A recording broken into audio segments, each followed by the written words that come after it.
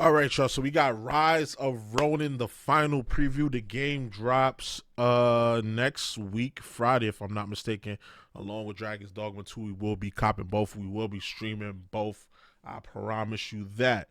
All right, so let's check out this final preview. Look like we get to see the game fully in motion with the HUD and all of that. So let's get it.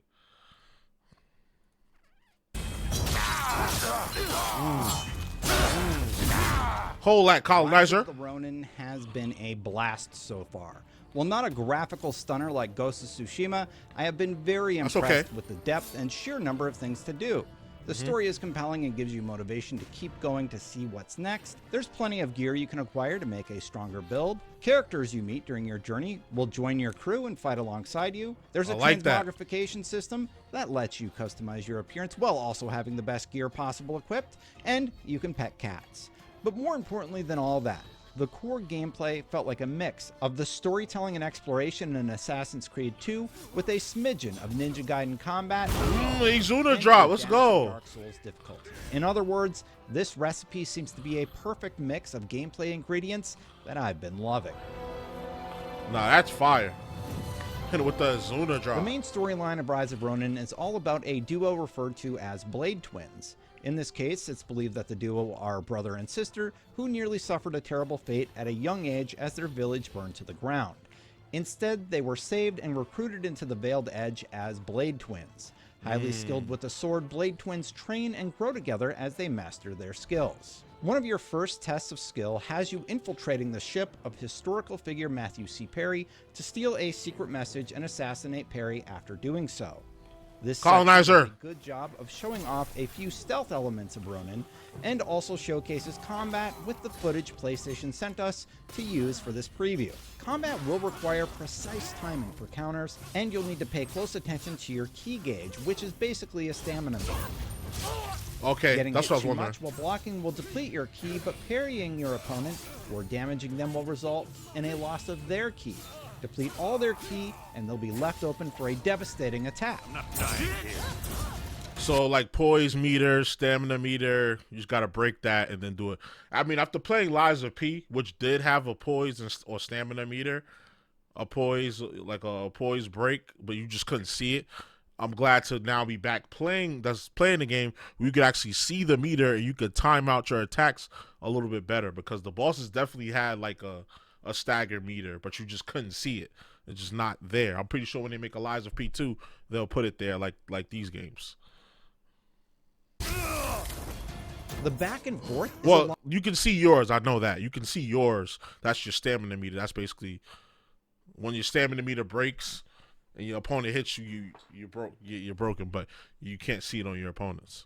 A lot of fun in practice, but it's not easy to hit that perfect timing. Each encounter also allows you the opportunity to use stealth to infiltrate an area and you can take out a few enemies without being seen. Long boy, pause. In every situation, there will be higher powered foes that will require you to know the combat basics to defeat them and move forward. So while I built a character with a speech trait that opened up some unique dialogue options for me, there's no escaping those necessary combat beats that Ronin does quite well. Ooh. Ooh, that was nasty. What? Don't move. So, I wonder if the Blade Twin implies multiplayer. Introductory section, Ronin I wonder if the Blade Twin implies multiplayer at some point, or you could choose a boy or a girl. really opens up. Our preview window promised 2 hours of playable content, but it turned out it was much more than that. We were given access to a large open world that included countryside towns and open fields, as well as city spaces with different types of missions located at each. In these sections, you can choose to take on story quests, side quests, customize your longhouse, or play minigames alongside other activities I probably missed. The provided footage we're allowed to use in this preview does a good job of showcasing a smattering of options available to players, but even this feels like it's just a glimpse into what's available, as I haven't even played some of what you're seeing yet. One notable mission in the footage was a story beat where I fought alongside the eccentric Ronin to gain his allegiance in one of the battle missions. In our preview, battle missions allow us to gain ally allegiance as part of core story missions. Oh, you could excursions that have bonus objectives like defeat 3 formidable foes, and will have an impact on the overall story you wind up experiencing. The main objective in this case was to defeat Gonzo and decide his fate before looting some forged documents that would complete the quest. I could have murdered him right there, but I instead chose to spare Gonzo. Fast forward to the open world section, and I meet a character in the middle of nowhere asking me to deal with a person who swindled him out of money. Who did it turn out to be? None other than Gonzo, who is getting into trouble again, even after I spared him earlier. This time, I can if somebody will, people will allow you, people will do whatever you allow them to do. You cross me once, you're done. You cross me once, you're done. You know what you was doing. You try to get one over on me. I'd have sliced his head clean off.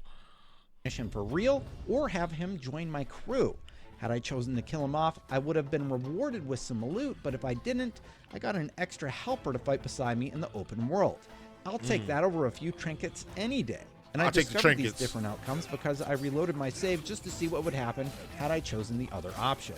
And while I had really been having fun with Rise of the Ronin up until this point, this was the moment that really solidified how much I was liking this game.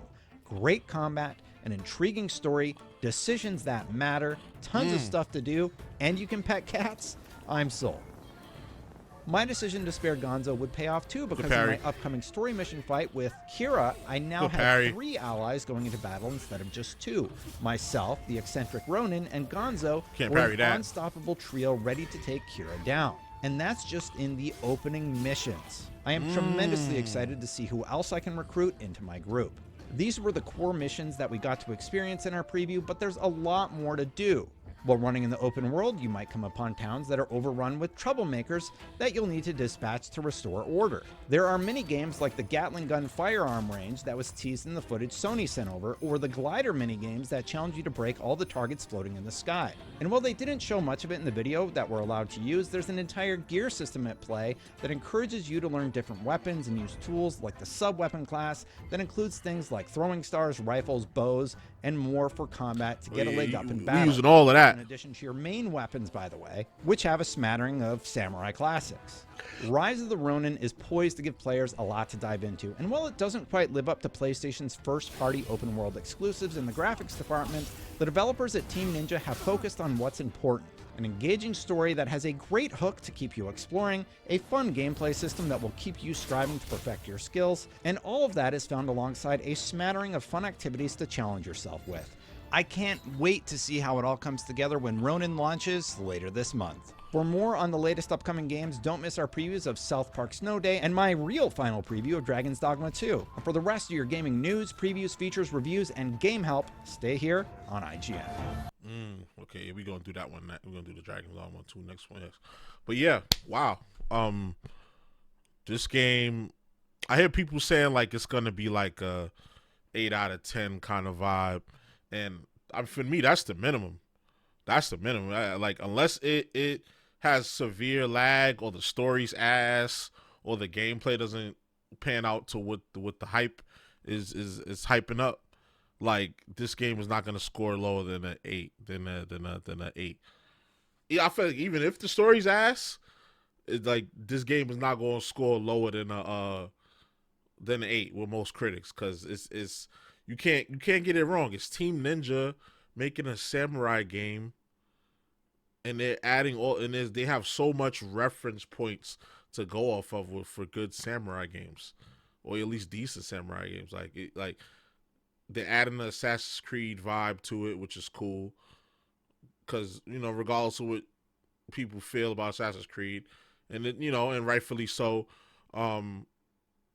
A lot of the games do have really good story to them and really good elements to them. So we'll see. We'll see how this pans out. I'm looking forward to this game.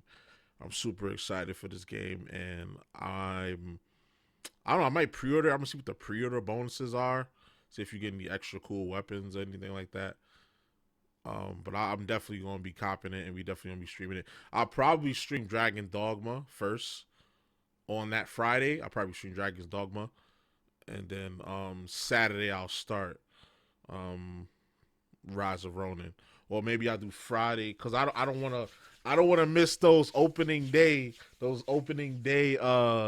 views for either game. So I might stream both games in one day. Who knows? But y'all stay tuned. Twitch.tv/JusticeXFalls, and y'all see me on there streaming. I've been slacking. I haven't streamed in like a week and a half. I've just been dealing with some family shit. But that's beside the point. Yeah, we definitely gonna be playing this. We'll be fucking up the colonizers with our blade twin, and we gonna be doing the damn thing, man. All right, so y'all let me know what y'all think down in the comments. All right, so you already know the vibes. Like, comment, subscribe, all that good stuff. It's your boy JusticeXFalls. Will be out. One.